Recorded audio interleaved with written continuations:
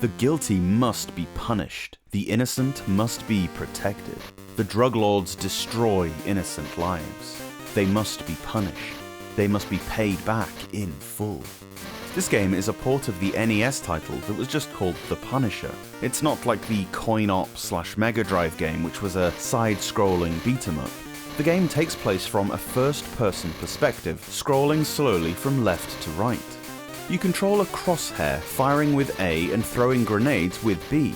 Ammo is not unlimited, but can be collected all the time around the levels. You start in the mall and have to basically blow everyone away as they pop out from trash cans, shop windows, down escalators, and so on. Cause as much destruction as you want, the mall owners don't care. Hidden behind these huge shop fronts are health and ammo pickups. The health ones in particular are vital because of how quickly your life drains. There are women nonchalantly going about their shopping, oblivious to the gunfight going on around them. Try not to shoot them. Although the innocent must be protected, a little collateral damage doesn't hurt. You won't get quite as good a bonus score though. After a while, they start getting kidnapped. You need to shoot their hostage takers so that Spider-Man can swoop down to rescue them. There'll be a boss at the end of the stage, a big mafioso guy who you basically have to pepper with bullets until he dies. You fight Jigsaw as the final boss, not the Saw guy, instead of Kingpin like in the NES version, but if you read the comic books you'll know Jigsaw's the more common sense antagonist anyway, and he looks great. After each stage you get a rundown of your performance, the percentage of available enemies you killed. Do really well and you get health, firepower and grenade upgrades, as well as extra lives. From the mall you head to the marina. The same deal here, except that you can now shoot yachts and guys driving forklifts. I love that the forklifts carry on moving even though you put a bullet through their driver. Instead of shop windows, bonuses are hidden in crates around the docks, and rather than shoppers, you have topless fishermen who carry on trying to make a catch, even though the fish will almost certainly have scarpered at the first sound of a firefight. Blast your way through the remaining stages, the airport, the jungle, finally ending up in Jigsaw's network of caves.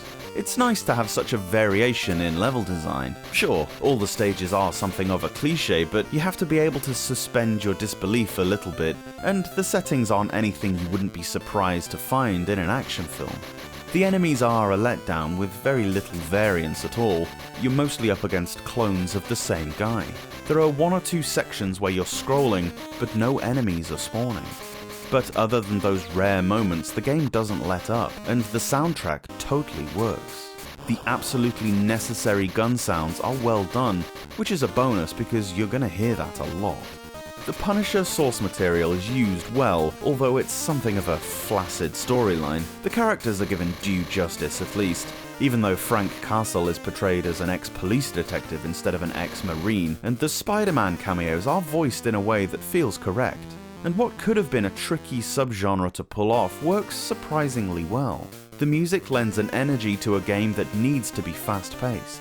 It's better than the NES version, actually. It's not fair to compare the portable game with the console counterparts as much as I usually do, as it necessitates kind of a different style to pull off. The ability to be accurate and rapid with your targeting is vital to glean any enjoyment out of a game like this, and while it's never as fun using a directional pad as it is a light gun, this is probably as good as it gets on the Game Boy. Plus, you won't have to pay the extortionate rates that the Mega Drive game goes for. Not bad at all.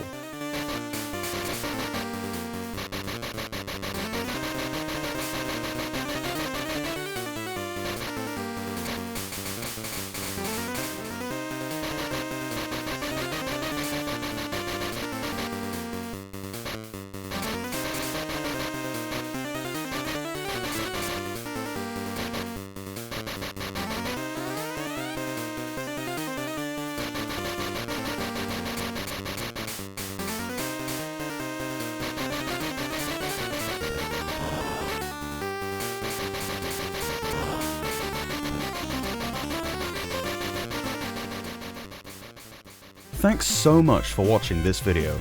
Let me know your thoughts on the game down below, and if you can spare a second, give the review a quick thumbs up, it really helps out.